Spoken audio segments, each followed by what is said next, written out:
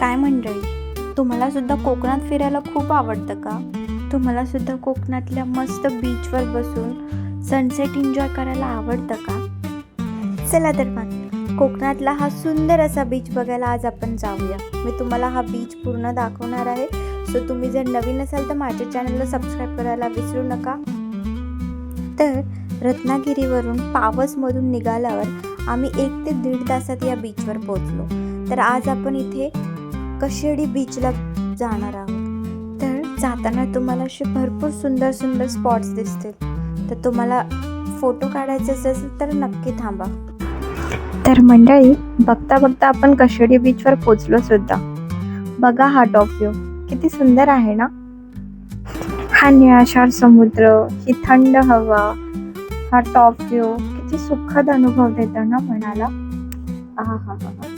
चला तर आपण आता खाली जाणार आहोत. मी खूप एक्साइटेड आहे खाली जायला. वरून बीच बघितला किंवा कुठूनही बीच बघितला ना की मी खूप एक्साइटेड होते.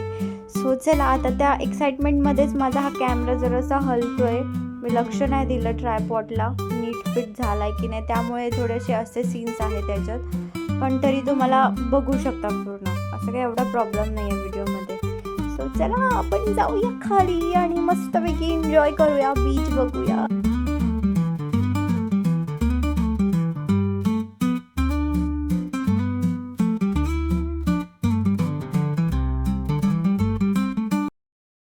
Everyone, welcome to my YouTube channel snail.com2.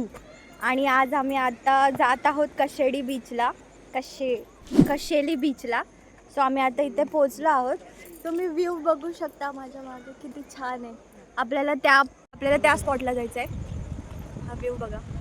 त्या खाली जायला अशा पायऱ्या आहेत. आम्ही चाललोय.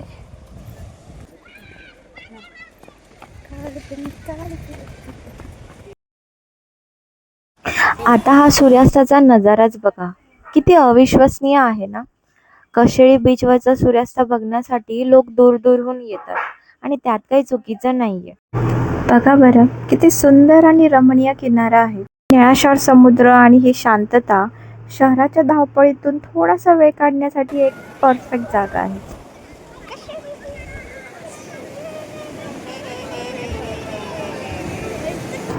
इथे येऊन मनाला खूप रिफ्रेश झाल्यासारखं वाटतं. समुद्राच्या लाटांचा आवाज ऐकून आणि ही थंडगार हवा अंगाला लागल्यावर आपला सगळा थकवा कुठच्या कुठे पळून जातो. मी तर आता थोडा वेळ पाण्यात खेळणार आहे आणि शंखशिंपले सुद्धा गोळा करणार आहे.